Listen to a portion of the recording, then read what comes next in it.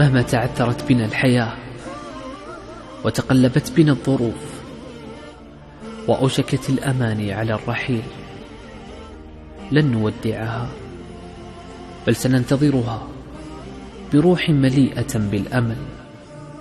سنسلك طرقا للوصول إليها، ومهما تضاءل النور وحان وقت الغروب وأسدل الليل ستاره، سنشعل شموع الأمل لتضيء لنا الطريق، ونحمل قناديل المحبة لنشعر بالأمان.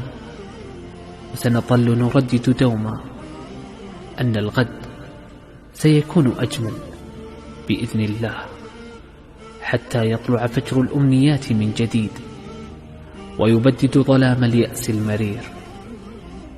ومهما كانت العاصفة قوية سنصمد بروح الصبر، ومهما كانت الظروف قاسية